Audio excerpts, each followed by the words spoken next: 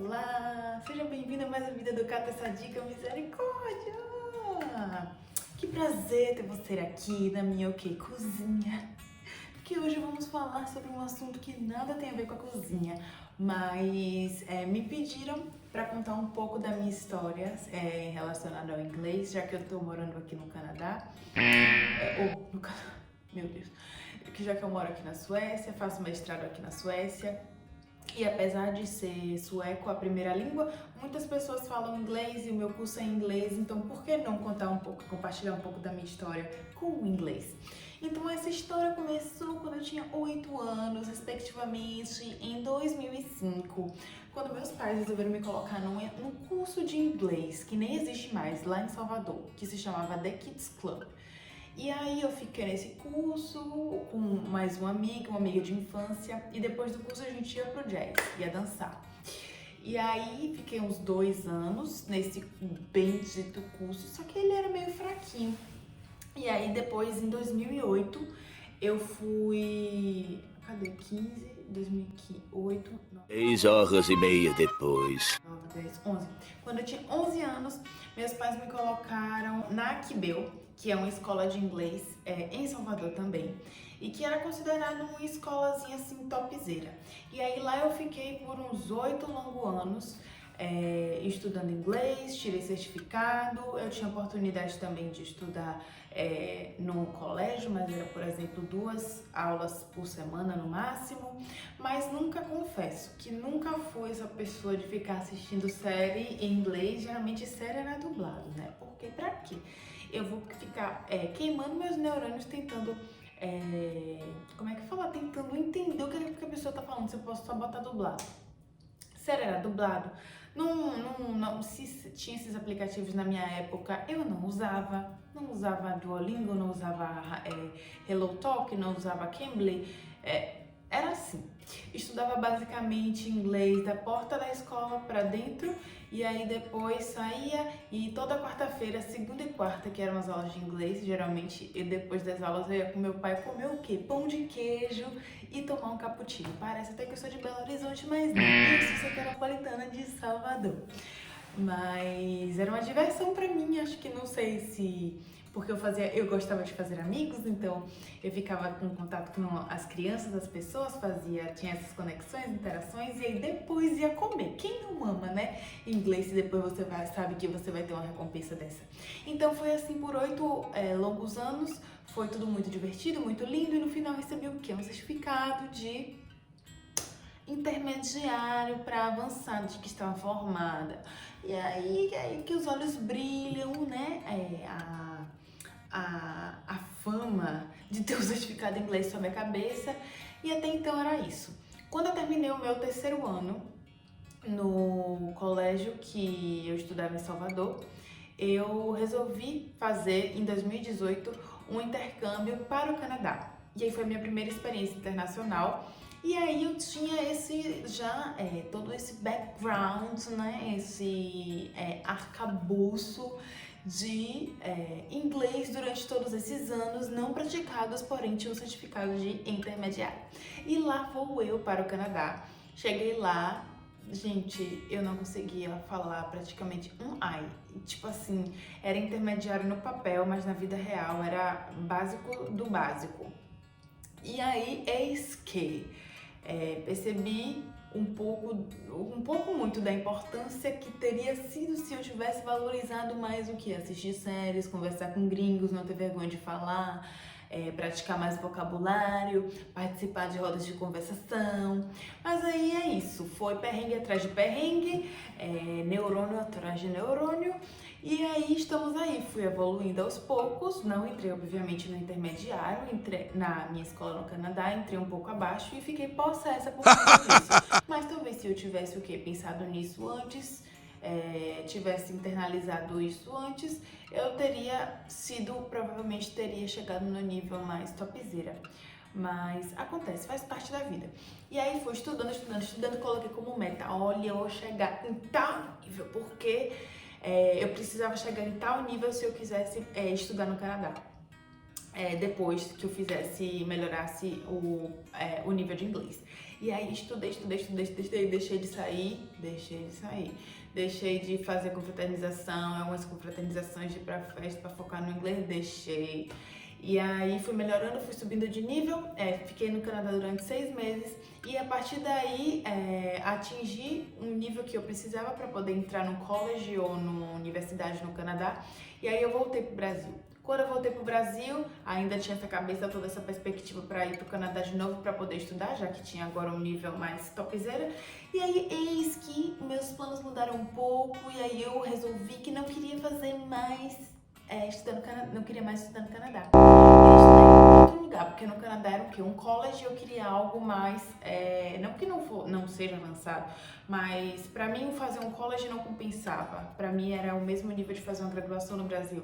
Então eu queria um mestrado, queria uma pós-graduação.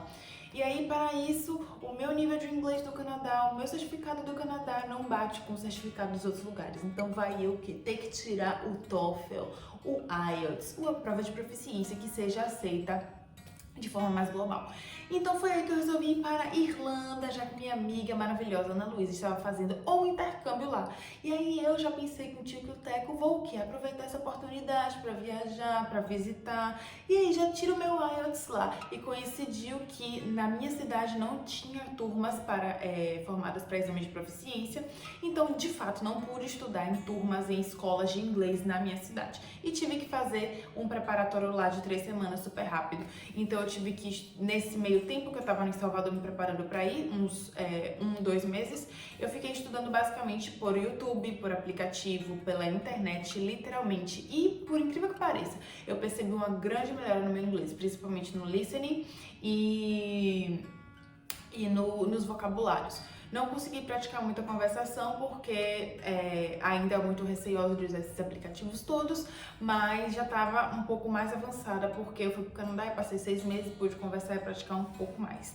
E aí, eis que fui em 2019, quando eu tinha o quê? 21 anos, para a Irlanda e passei lá um mês, fiz um curso intensivo de 3 semanas para tirar o meu exame de proficiência e fui lá e fiz o exame, você faz listening, speaking, writing, reading, e aí com as suas notas de todos, eles compilam e você tem um resultado total, e a depender do curso que você vai aplicar, eles exigem uma nota maior, uma nota menor. E aí fui lá, fiz o resultado, mas até então não tinha ideia do que eu ia fazer da minha vida. E aí, eis que voltei para o Brasil com esse certificado debaixo do braço e aí foi a ficha que caiu. Preciso encontrar a minha oportunidade, né? Fazer valer esse certificado, porque eu não fui lá fazer certificado pra nada, gastar uma grana pra nada.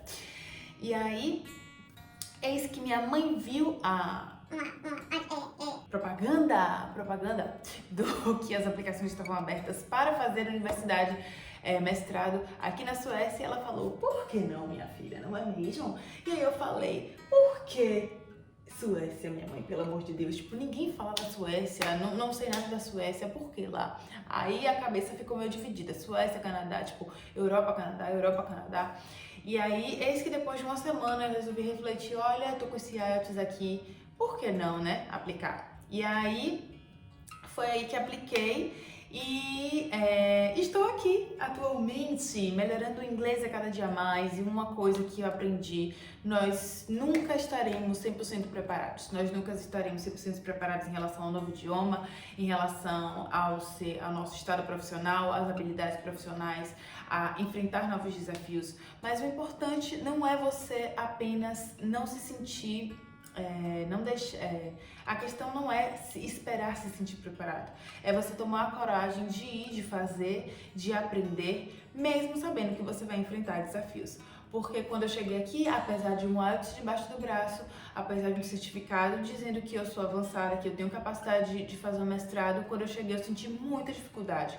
Muita dificuldade porque no Brasil, infelizmente, a gente não tem essa cultura que nos incentiva a estudar uma nova língua, a gente não pratica. Então, se a gente não colocar todo o esforço dentro da gente e não partir esse esforço de dentro da gente, de fato, a gente vai ficar para trás comparado a outras pessoas, a outras culturas. Então, aprendi, já tô aqui há 6 meses. 6 meses. E tenho aprendido muito, meu inglês melhorou absurdamente, perco o medo a cada dia, tem dias que são mais tranquilos que outros. Não posso dizer que o meu inglês é perfeito, porque ele não é perfeito. Ele seria perfeito. Eu quero que ele seja o melhor dentro das minhas possibilidades, sabe? Já mudei muito meu pensamento durante esse tempo, porque antes eu achava que eu gostaria de falar como nativo, mas não, eu não tenho que falar como nativo, eu tenho que falar como uma brasileira, mas buscar sempre o meu melhor. E quando a gente começa a aceitar isso, começa a aceitar os nossos erros, começa a encarar a vergonha, tem que apresenta a sua pinga, faz pizza debaixo do braço, mas vai lá, bota as caras, só assim você vai aprender. Quando você está em contato com outras pessoas, quando você se propõe a dar as caras, você vai ver que seu inglês vai melhorar. Então, assim, não independente apenas ao aprendizado de um novo idioma, mas tudo que você fizer, que se você se propor a fazer na vida, você vai ficar com medo. Mas o importante é você vencer esse medo, porque ele não fala mais alto que você. Eu sei que se você quiser, você vai fazer. Então, escolha de fato, persevere, acredite na sua capacidade. Porque se eu tô aqui hoje foi porque um dia eu acreditei. Mesmo que naquela época eu não tivesse noção para onde o inglês pudesse me levar, um dia eu acreditei. Eu acreditei que eu pudesse tirar aquele exame de proficiência, a nota necessária. Eu acreditei que eu pudesse aplicar para o mestrado. Eu acreditei que eu poderia estar aqui na Suécia. E hoje estou.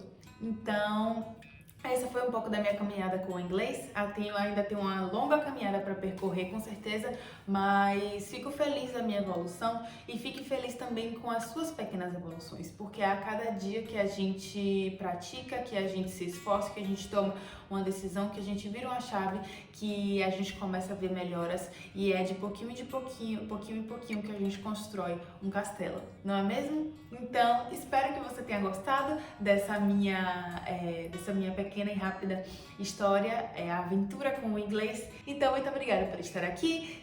Lembre-se de se inscrever, de curtir esse vídeo se gostou e me conta nos comentários, tá bom? Então, um beijo e cata essa dica. Bye!